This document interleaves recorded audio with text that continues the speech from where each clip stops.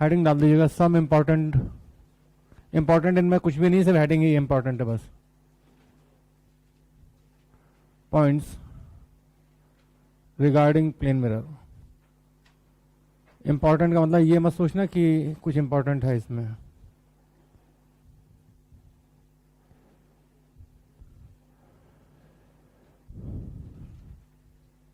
तो शायद आपको पता भी होगा, अगर मिरर को फिक्स रखते हुए, पहला पॉइंट, अगर मिरर को हम ऐसे रखें,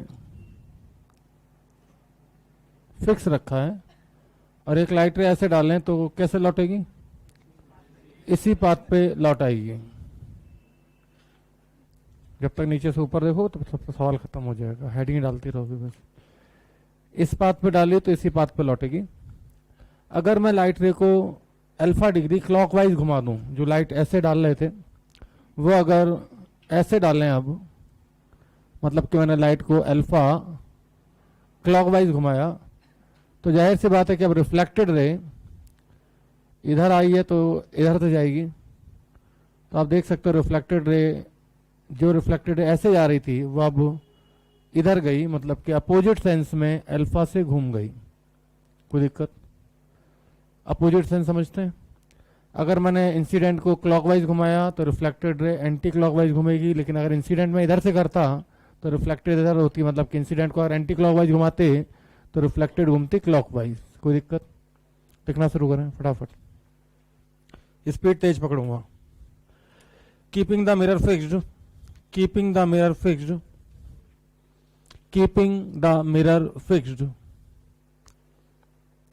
मिरर को फिक्स रखते हुए, keeping the mirror fixed, comma, if we rotate, if we rotate, comma, incident ray, if we rotate incident ray by an angle alpha, by an angle alpha, alpha को inverted commas में, alpha को inverted commas में, then reflected ray, then reflected ray rotates by same angle alpha,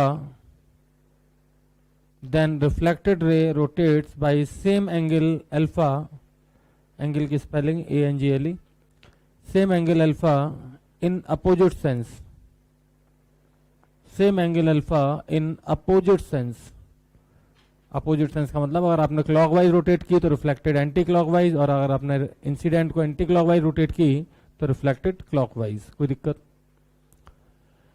Hindi medium का अगर कोई है तो वो सुन सकता है। दर्पण को स्थिर रखते हुए, इसी शब्द को मैं हिंदी में बोलना चाहूँ, दर्पण को स्थिर रखते हुए यदि आपतित किरण को अल्फा कोण से घुमाया जाए तो परावर्तित किरण सेम कोण अल्फा से विपरीत दिशा में घूम जाती है।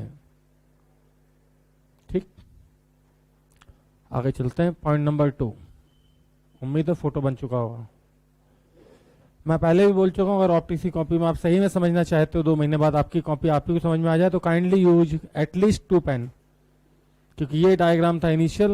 अब अगर आपने सेम पेन से ही फाइनल वाला भी बना दिया तो पता नहीं चलेगा कि इनिशियल कौन सा था और फाइनल कौन सा था। ठीक, 2 या 3 पेन एटलीस्ट। ठीक, और साथ में अगर स्केल का जुगाड़ हो जाए, बजट फ्रेंडली है तो ठीक, नहीं तो फिर आप लाइन जो है वो पेन से ही ड्रॉ कर सकते हैं, ऐसे रख के पेन ऐसे कर सकते हैं। ठीक, गरीबी है तो फिर बात नहीं कर सकते। ध्यान दें, फिर से प्लेन मिरर, और ये रही लाइट, प्लेन मिरर और लाइट इस पास से गई, इसी पास से वापस। कोई दिक्कत? अब अगर मैं इस प्लेन मिरर को बीटा एंगल से घुमा दूं,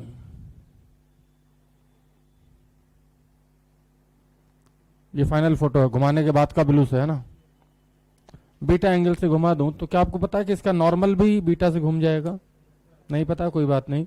ये मिरर, ये नॉर्मल, नॉर्मल का मतलब 90 डिग्री। अब अगर मैं इस लाइन को ऐसे करूं तो नॉर्मल ऐसे, ऐसे करूं तो नॉर्मल ऐसे, ऐसे करूं तो नॉर्मल ऐसे, ऐसे करूं तो नॉर्मल भी ऐसे, तो डेफिनेटली घुमाने के बाद मुझे जो दिख रहा है वो नॉर्मल मुझे कुछ ऐसा दिख रहा है। सही है।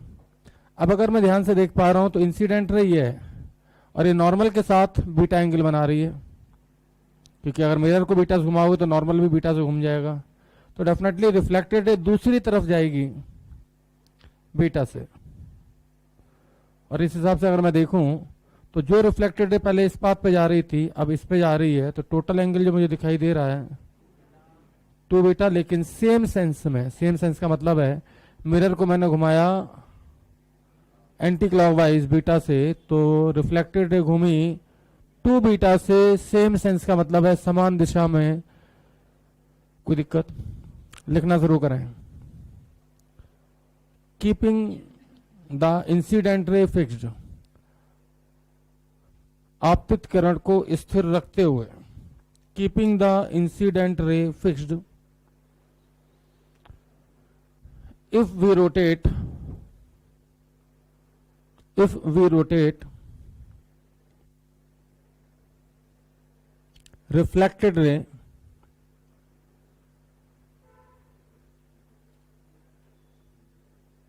क्या मैंने सही बोला? क्या रोटेट करना है जी? इफ वी रोटेट मिरर, तो जब लिखने से पहले दिमाग से पूछ तो लो क्या लिख रहे हो।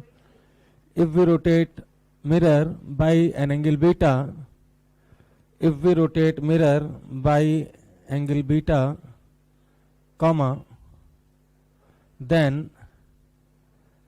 reflected ray rotates by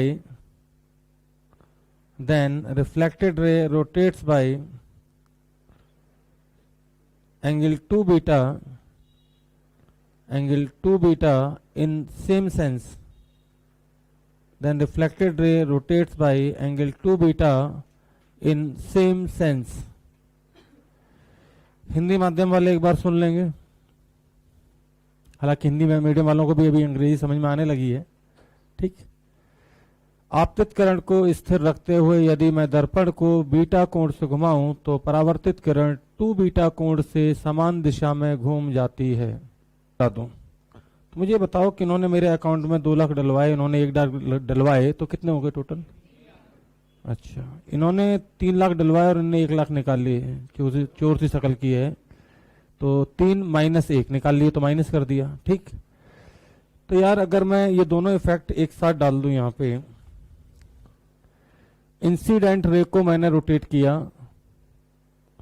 incident ray rotates bye angle alpha clockwise, सही है। और साथ में यहां पे एक और इफेक्ट डाला कि मैंने मिरर को rotates bye angle beta anti clockwise. तो क्या आप इन दोनों का इफेक्ट देख के, तो मैं अगर पूछना चाहूं कि इन दोनों को ऐड करूं तो पूछूं कि रिफ्लेक्टेड रे, बोलो भाई आंसर, रोटेट्स बाय एंगल, बोलो अल्फा प्लस 2 बीटा, वो भी एंटी क्लॉकवाइज। क्या मेरी बात समझ पा रहे हैं? और क्यों ना समझ पाई, एक एक इफेक्ट देखो ना। सबसे पहले ये सोचो कि अगर अल्फा क्लॉकवाइज घुमाते तो रिफ्लेक्टेड रे अल्फा से घूमती एंटी क्लॉकवाइज, और मिरर को बीटा एंटी क्लॉकवाइज घुमाया तो मैंने बताया था कि भाई मिरर को बीटा घुमाएंगे तो सेम सेंस में रिफ्लेक्टेड रे घूमेगी 2 बीटा से एंटी क्लॉकवाइज। तो चूंकि इसकी वजह से भी एंटी क्लॉकवाइज, इसकी वजह से भी एंटी क्लॉकवाइज, तो टोटल हो गया alpha plus 2 beta anti clockwise. कोई दिक्कत? क्या आप टुकुर टुकुर क्या देख रहे हो? छापो अब, क्योंकि इसकी वजह से क्लॉकवाइज तो इसकी वजह से एंटी क्लॉकवाइज, लेकिन इसकी वजह से क्लॉकवाइज तो इसकी वजह से 2 बीटा क्लॉकवाइज, तो नेट आएगा अल्फा माइनस 2 बीटा। अगर ये आंसर मान लो सॉल्व करने पे नेगेटिव आ जाता है तो नेगेटिव का मतलब है कि minus times of anti clockwise का मतलब क्लॉकवाइज। ठीक। आंसर 0 भी आ सकता है। अगर अल्फा 30 डिग्री बोल दो, बीटा 15 डिग्री बोल दो, तो आंसर 0 भी हो सकता है। कोई दिक्कत? पता नहीं, मैंने अल्फा के इफेक्ट को बड़ा मानते हुए आंसर लिखा है। अगर मान लीजिए कभी अल्फा छोटा हो जाता है तो ओवरऑल आंसर बीटा नेगेटिव में है तो माइनस में आ जाएगी वैल्यू, और minus times of anti clockwise का मतलब ही होगा क्लॉकवाइज। कहने का मतलब कोई बोले -2 डिग्री एंटी क्लॉकवाइज, इसका साफ मतलब है कि 2 डिग्री क्लॉकवाइज।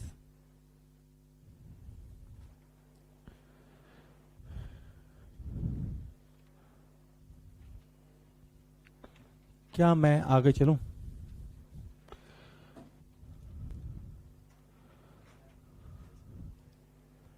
हेडिंग डालें concept of limiting rays. Concept of limiting rays, limiting का मतलब वो आखिरी लाइट रे जो कि कहीं से चल के रिफ्लेक्ट होकर मेरी आंख पे पहुंची। हमें सिर्फ उतना ही हिस्सा दिखाई देता है रोड का, मैंने पहले ही बताया था। ठीक, ऑप्टिक्स अगर अच्छे से आती है तो आप रोड पे चलाते चलाते भी दिव्य दर्शन कर सकते हैं। बैक साइड में जो भी चल रहा है सब देख सकते हैं, फ्रंट तो दिखता ही दिखता है। ठीक, तो भैया ध्यान से सुनो, इस क्लास का कितना हिस्सा मुझे दिखाई देगा इस बोर्ड में? जहां से लाइट चलेगी आखिरी लाइट रे रिफ्लेक्ट होकर मेरे मिरर में दिखेगी, ठीक, मेरी आंख पे पहुंचेगी, सिर्फ उतना हिस्सा ही मुझे दिखाई दे। तो जो आखिरी लाइट रे है उसको मैं बोलता हूं लिमिटिंग रे। क्या बोलता हूं? लिमिटिंग रे, क्योंकि उसका लिमिट खत्म हो गई, उसके बाद का नहीं दिख रहा मुझे। कंसेप्ट ऑफ लिमिटिंग रे, कंसेप्ट ऑफ लिमिटिंग रे। लिमिटिंग रे का मतलब वो आखिरी प्रकाश किरण जो कहीं से चल के रिफ्लेक्ट होकर मेरी आंख पे पहुंची। और ये चीज मैं पहले क्लियर कर चुका हूं कि अपने को सिर्फ मिरर में उतना ही हिस्सा दिखाई देता है। कोई मत सोचना मास्टर साहब लिमिटिंग रे की डेफिनेशन भी लिखवा देते। ठीक, लिमिटिंग रे समझ में आ गया? मान लीजिए हम अपनी कार चला रहे हैं और कार के जो रियर व्यू मिरर उसमें कुछ देख रहे हैं, तो कितना हिस्सा दिखता है? कुछ हिस्सा दिखता है, ऐसा नहीं कि पूरा खेत है सब दिख जाए, सिर्फ रोड का हिस्सा दिखता है।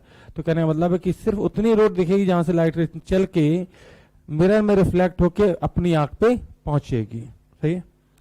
तो यहाँ पहला सवाल बहुत ही घटिया, हालांकि आंसर सबको याद होगा कि हाँ, किसी व्यक्ति को अपनी अगर पूरी इमेज मिरर में देखनी है तो मिनिमम लेंथ ऑफ मिरर कितनी होनी चाहिए? तो प्रूफ कर दो, तो प्रूफ कर दो। बोल तो दिए सबने, तो कोई चीज बोल रहे हो तो अगर कोई कहे कि भाई कैसे आया, तो आना भी तो चाहिए। लिख लीजिए, find minimum length of plane mirror required. Case number 1, find minimum length of plane mirror required, find minimum length of plane mirror required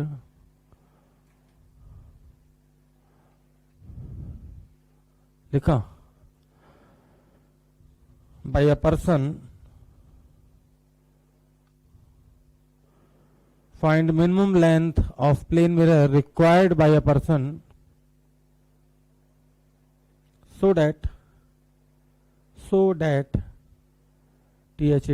that he can see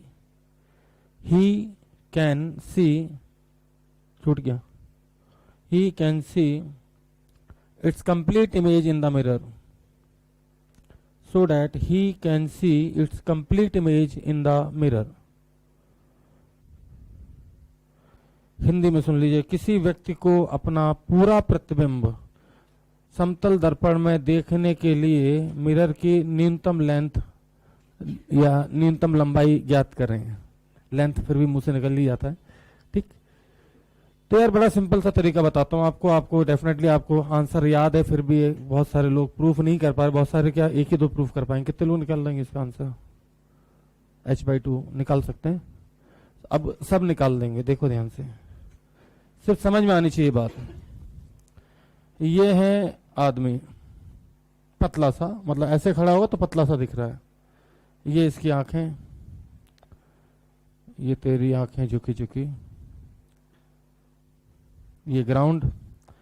मैंने दुकान वाले से कहा कि भैया ऐसा करो कि मिरर बड़ा सा दे दो, जितना काम आएगा उतना रख लेंगे, बाकी वापस दे देंगे आपको। ऐसे होता है। अब ये भाई साहब अपना सिर अगर देखना चाहते हैं, सिर,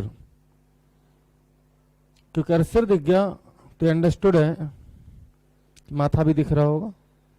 ठीक, तो सिर देखने के लिए लाइट ट्रेन के सिर से चले और रिफ्लेक्ट होके आंख पे पहुंचे।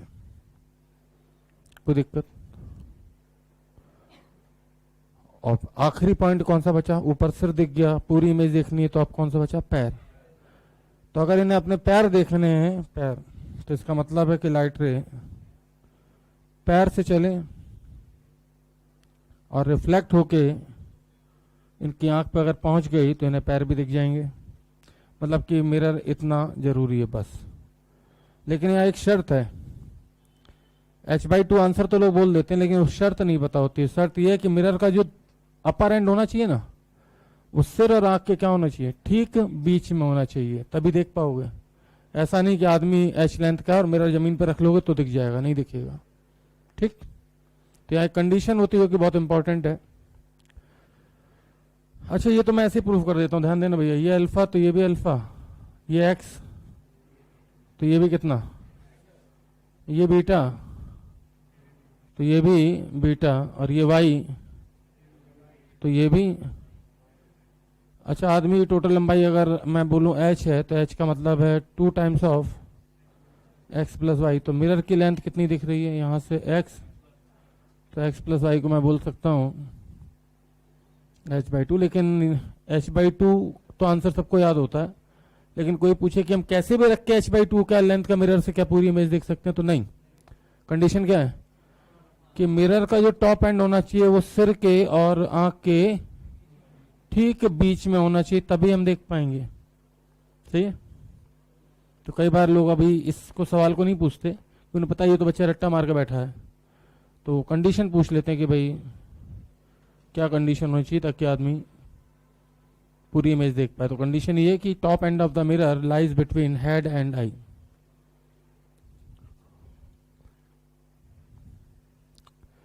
मिरर का ऊपरी कोना सिर और आंख के ठीक मध्य भाग में होना चाहिए।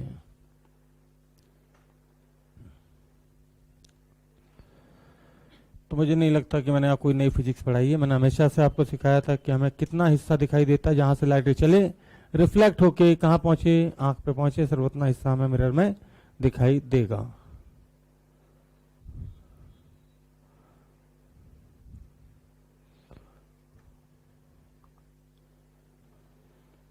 केस नंबर 2 किसी जमाने में आईआईटी में आया था, लेकिन वो ईयर थी 2000, तो काफी पुराना है, करीबन 20 साल पुराना है। ठीक, लेकिन सवाल इतना कॉमन हुआ कि आजकल मेडिकल शीट ले, आईटी शीट ले, सब में पढ़ा पड़ा है। ठीक, तो ध्यान दीजिएगा एक बार। क्या आपने कभी नाई की दुकान पे बाल कटवाए हैं? तो हाँ। तो कई बार ऐसा होता है कि हम मिरर में देख रहे होते हैं और उस तरह पीछे होता है, लेकिन फिर रोड से कोई निकलता है तो हमें दिखाई देता है थोड़ी देर, फिर दिखना बंद हो जाता है कोने वाली सीट पे। या बैक में भी हो सकता है, मिरर यहाँ लगा और नाई आपके पीछे खड़ा, पीछे रोड है सपोज डेट, तो थोड़ी देर तक तो जो भी है वो दिखाई देती हैं, फिर दिल टूट जाता है, उठ सकते नहीं है ना, उस तरह पीछे रखा हुआ है भाई ने, है ना। तो बस इसी पे सवाल है, ये इसी पे ही सवाल है, आप देख लीजिए। डेफिनेटली मैं हॉरिजॉन्टल रोड तो नहीं बना, लेकिन ऐसे हॉरिजॉन्टल है मेरा, मतलब ऐसे रोड है ये। ठीक, रोड मान लीजिए, कोई दीवार का हिस्सा मान लीजिए, ठीक, कोई दिक्कत। तो भाई मैं इसमें वैल्यू चेंज करूंगा आईटी के अलावा। ठीक, तो ये कोई रोड है या दीवार है, मान सकते हैं, है ना। इधर आप रोड बोल दीजिए या दीवार बोल दीजिए। दीवार बनाएंगे तो टाइम ज्यादा लगता है थोड़ा सा, ये ईंटें पत्थर सब गिट्टी विट्टी इकट्ठी करनी पड़ती है। और कुछ लोग तो भैया बड़ी खचाखट दीवार बनाए थे, पिछली बार देखे थे हम, उसको देख के दीवार की फीलिंग ही नहीं आ रही थी।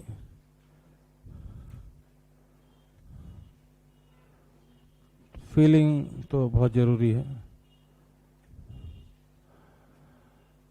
ये दीवार है, इसके सामने लगा है एक मिरर। मिरर की लेंथ है h, या कुछ भी मान लीजिए, आपकी मर्जी है, h मान लेते हैं। चलो, एक चीज क्लियर बोल दूं कि ये h है, प्लीज ध्यान दें। और एक ऑब्जर्वर यहां पे है, मेरी बात समझिएगा। ऑब्जर्वर का मतलब, हमें ऑब्जर्वर के साइज से मतलब नहीं, सिर्फ आंख से मतलब है। ये ऑब्जर्वर है, ऐसे ऐसे पता नहीं इक्वल है, लेकिन हाँ ऐसे जरूर पता है कि ये जो लेंथ है ना, ये और ये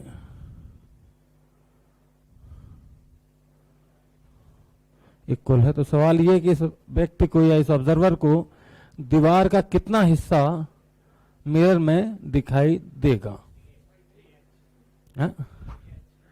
ये रटा हुआ था। अब इसमें वैल्यू मैं चेंज करूंगा 2L और इसको 5L करूंगा, तब पूछता हूं कि कैसे आंसर आया, है ना। क्योंकि यार सेम डेटा के साथ हर बार सवाल मिल जाए जरूरी नहीं होता, तो मैं सीखना तो है। तो यार मेरा हिसाब तो मैं कहता हूं कुछ भी नहीं है कि यहां से लाइट रे चली और रिफ्लेक्ट होके आंख पे पहुंच गई तो इतना हिस्सा दिखाई दे गया, और ऐसे नीचे से चली गई और रिफ्लेक्ट होके यहां तक पहुंच गई तो ये हिस्सा भी दिखाई दिया। मतलब कि कुल मिला के मुझे वाई निकालना है। तो फिर से एक बार मैं जानना चाहूंगा कि भाई आंसर तो चलो ठीक है पता है,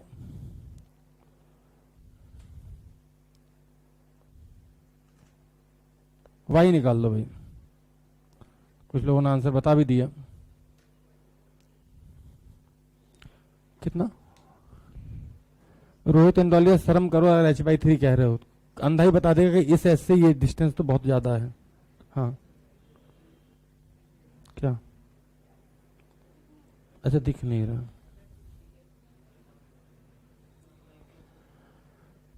अगर आप ये आंसर सही से निकाल सकते हैं,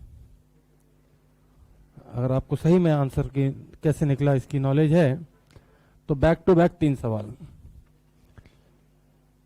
जिसमें सिर्फ वैल्यू चेंज होगी।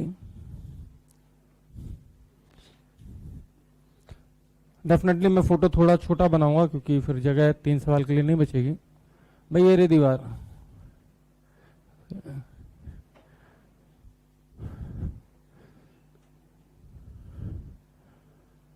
और इस बार मिरर एच ही लेंथ का है, एच लेंथ का मिरर है, लेकिन मैंने जानबूझ के थोड़ी सी नालायकी कर दी ऑब्जर्वर की बीच में। ये 3L और ये 4L।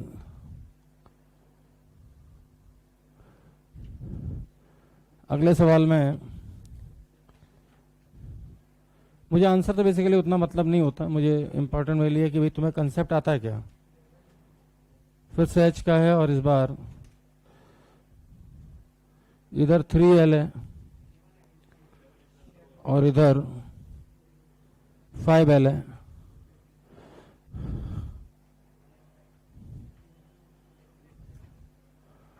रे डायग्राम की बात करें तो अभी फिर से वही बनेगा।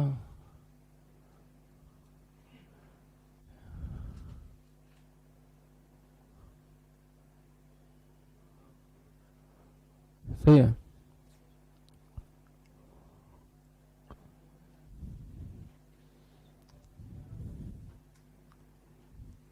भाई वार्तालाप ना करें, अबे थोड़ा बड़ा ही बन जाते। तो ये है 3 सवाल back to back.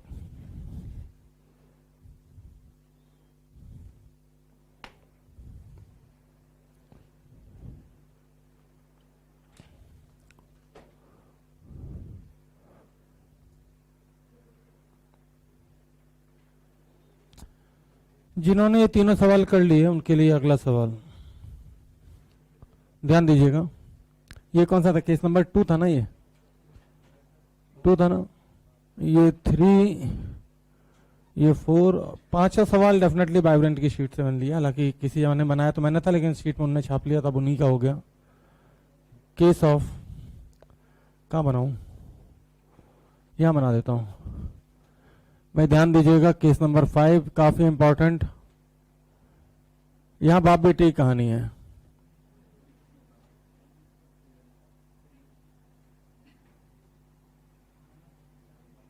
Sun and father.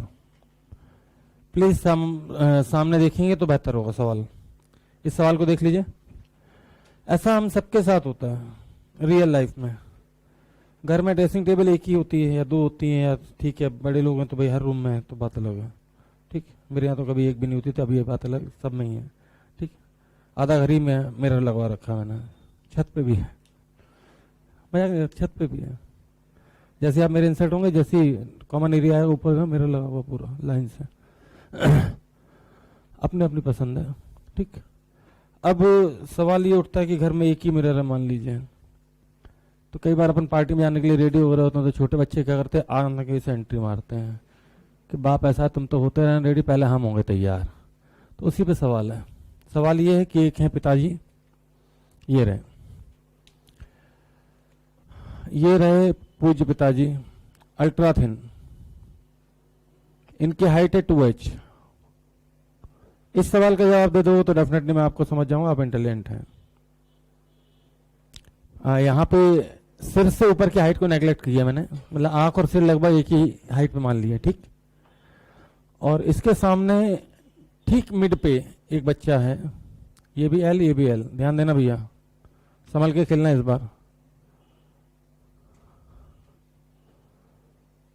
और बच्चे की हाइट h, ठीक। तो सवाल यह है कि मिरर की कितनी लेंथ होनी चाहिए ताकि ये जो बच्चा है ना, ये अपनी इमेज कंप्लीट, और साथ में बाप ऊपर से कहीं थप्पड़ तो नहीं रख दे रहे हैं, ठीक, कि इमेज मिरर में देख पाए, ठीक। Find the minimum length of mirror so that son can able to see complete image of himself and his father in the mirror. अब एक चीज अंडरस्टूड है कि पापा की सिर्फ आधी हाइट ही देख पाएगा, क्योंकि जब हम किसी चीज के सामने खड़े हो जाएंगे तो वो चीज तो हमें दिखेगी नहीं, तो सिर्फ पापा का कौन सा पार्ट दिखेगा, ऊपर वाला, ठीक। रे डायग्राम भी मैं बना देता हूं। अगर बेटे को अपने पूरी इमेज देखनी तो बेटे के पैर से लाइटें चले, रिफ्लेक्ट होकर इसके आंख पे पहुंचे। और अगर ये चाहता है कि पिताजी ऊपर क्या कर रहे हैं तो पापा की भी इमेज देखनी तो पापा के सिर से लाइटें चले और रिफ्लेक्ट होके। तो चलो मैंने रे डायग्राम भी बना दिया, तुम तो मुझे बस ये लेंथ निकाल के बता दो।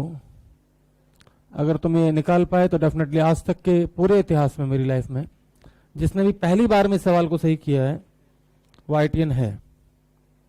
मैं इसकी बात नहीं करूं, इन द फर्स्ट अटेम्प्ट अगर इस सवाल को किसी ने सही कर दिया तो वो IITian है, सारे के सारे लाइन से। मतलब यूं भी कह सकता हूं कि उन सबकी रैंक 2500 के अंदर है।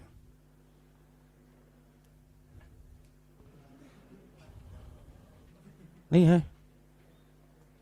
और इस सवाल की खासियत यह है कि इसका सॉल्यूशन बोर्ड में मौजूद है।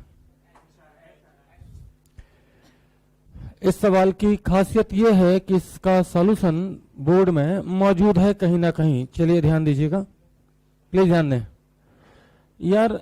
इस सवाल को मैं बता देता हूं। एक तरीका तो है कि तुम ये अल्फा अल्फा और एक्स एक्स करके पहुंचे हो। दूसरा तरीका है, ध्यान दीजिएगा, सबका माई बाप एक, सिमिलर ट्रायंगल। सिमिलर ट्रायंगल से बेहतरीन कोई चीज नहीं होती, आपको बता दें, ज्योमेट्री के अंदर। तो अगर इस ऑब्जर्वर की मैं इमेज यहां बना लूं, प्लीज ध्यान देना, इस ऑब्जर्वर की इमेज अगर यहां बना लूं, जाहिर सी बात है मिरर में ऑब्जर्वर देख रहा है तो ऑब्जर्वर की इमेज भी बनेगी। प्लीज सामने देखें, ओ डैश, कोई दिक्कत। और इमेज भी एल डिस्टेंस में मिलेगी, क्योंकि हम सबको पता है कि ऑब्जेक्ट को जितनी डिस्टेंस पर रखते हैं इमेज वही बनती है। कोई दिक्कत तो नहीं, कोई दिक्कत तो नहीं।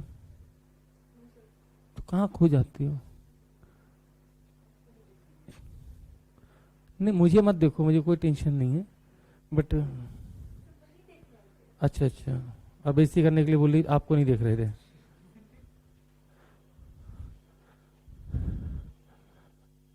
यहां पे अगर मैं देखूं, प्लीज ध्यान दें, तो इसकी इमेज भी यहां कहीं बनेगी। क्योंकि मैनुअल फोटो है तो इसलिए मैं बोल सकता हूं कि यार उतना सुंदर तो नहीं बनेगा, लेकिन हाँ ठीक है, भावनाएं आप समझ जाएंगे। और इसकी इमेज भी यहीं कहीं बनेगी। प्लीज सामने देखें, एक ही झटके में आंसर आ जाएगा, ठीक। अब मैंने बोला था कि ट्रायंगल, सिमिलर ट्रायंगल, तो उनका रेशियो साइड का सेम होता है। तो ये h तो ये 4l, ये h तो ये 4l, दिख रहा है, h/4l बराबर ये y तो ये 3 और 4 7 और 4, तो y की वैल्यू 11। बोलो बोलो, सही है, कोई दिक्कत? यहां पे आंसर लिखने के लिए मुझे कुछ करना ही नहीं है, ध्यान देना। ये L तो ये H, दिखा, तो ये 3L तो ये 3H, कोई दिक्कत? एक ये ट्रायंगल आपको दिख रहा होगा और इसके अंदर एक बड़ा ट्रायंगल और दिख रहा है, ठीक। पहला लेक्चर सिमिलर ट्रायंगल मैंने बताया था, सामने सुनते रहिएगा। अगर ये L तो ये H, तो अगर ये 3L कर देंगे मतलब 3 गुना, तो ये भी 3 टाइम्स हो जाएगा 3H। कोई दिक्कत? कोई दिक्कत? ठीक यार, नीचे वाला भी कर ही लेते हैं, ध्यान देना भाई। ये 3L तो ये H, ये ऐसे कर लो, Y है ना ये, तो ये Y है, तो ये कितना हुआ Y अपॉन 3 3 6 11, तो ये H, तो ये 3, तो Y बराबर 11H/3। ठीक, तो काफी आसान है। लेकिन इस सवाल का आंसर, अरे यार 2500 के अंदर रैंक बोली है, पढ़ के बैठे हो तुम, है ना। बड़ी अम्मा ना बनो, तुम्हें इंटेलिजेंट कितना में पता है। बेईमानी से किया गया कोई भी काम से बेहतर होता है काम मत करो, क्योंकि एक्चुअल टैलेंट तो उस दिन दिख ही जाएगा पेपर में। पिछले साल याद आया कुछ? तुम्हें लग रहा होगा सर 20 साल से खेलना है। धोखे से ही मत सोचना कि मुझे याद नहीं रहेगा कि मैंने कौन सी क्लास पढ़ाई है और किसको पढ़ाई है। सही जवाब है 5H/6 is the right answer. जाओ, आंसर भी बता दिया, औकात तो निकाल दो। अब तो आंसर भी सामने है। हालांकि यहाँ पे मैं अगर आंसर ना बताऊं तो इसमें बहुत सारे आंसर आते हैं, 3H/2, H 2H/3। बहुत सारे लोग अपना अपना ज्ञान जैसे जैसे लगाते हैं, जैसे इसका दिमाग चल जाए। ये सवाल मैंने पहली बार रेजो के लिए बनाया था, टेस्ट पेपर के लिए। क्या आपको अभी भी वो सवाल याद है जिसमें मैं कहूंगा कि अगर एक आदमी है तो उसको मिरर में अपनी कंप्लीट इमेज देखनी है। ये मानते हो कि चलो भाई आदमी का सर का ऊपर का हिस्सा नहीं है ना, आंखें बिल्कुल यहीं टंगी हुई हैं। अब बताओ कितनी लेंथ चाहिए मिरर में? तो अभी भी H/2 चाहिए। पता क्यों भाई? सिर देखने की तो टेंशन ही नहीं, क्योंकि आंखें बिल्कुल ऊपर हैं। तो पैर से लाइटें निकले और कहां पहुंच जाए? सिर पे पहुंच जाए, आंख पे पहुंच जाए।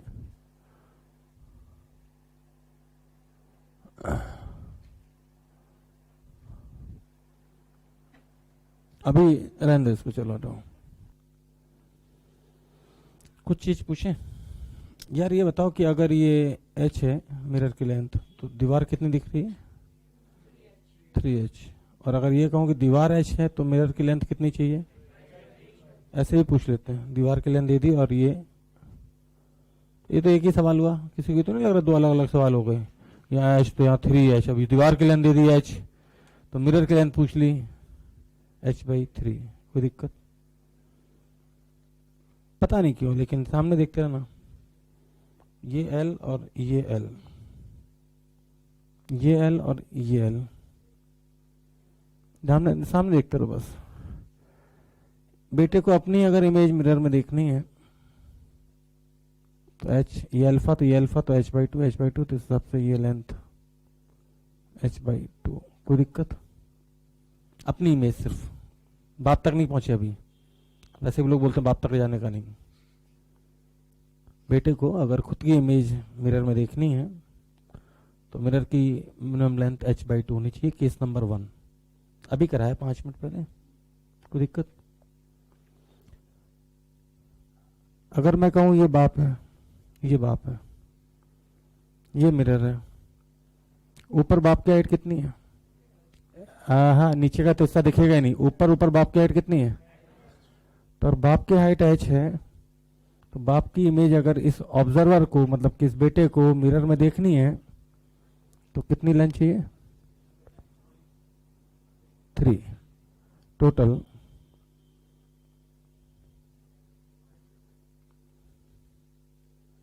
इंटेलिजेंट और मूर्ख इंसान में सिर्फ यही फर्क होता है। सोल्यूशन सामने था तुम्हारे, देखिएगा नहीं लेकिन सामने था। L दिखा? L दिखा? सेम वैल्यू रखी जानबूझ के। पहले बोल दिया था कि बेटा यहाँ खड़ा है, उसके पीछे का हिस्सा तो दिखेगा नहीं, सिर्फ उसके ऊपर का हिस्सा दिखेगा। तो अगर ये मैं बोलूं कि ये दीवार है, आदमी दीवार को क्या फर्क पड़ता है? दीवार की एच लेंथ देखने के लिए मिरर की लेंथ कितनी होनी चाहिए? h/3। आदमी को खुद की इमेज अपनी मिरर में देखनी है तो h/2 ऐड करते ही 5h/6।